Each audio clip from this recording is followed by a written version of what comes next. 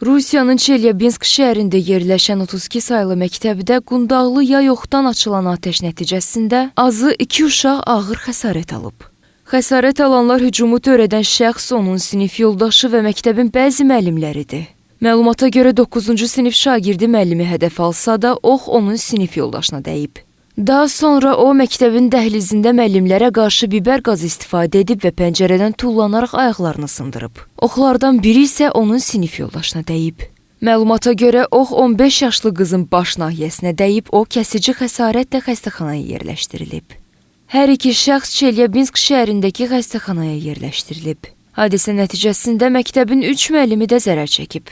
Onlara göz və öz nahiyəsində kimyəvi yanıq diaqnozu qoyulub. Hadisənin dərs zamanı baş verdiyi bildirilir, faktla bağlı araşdırma aparılır.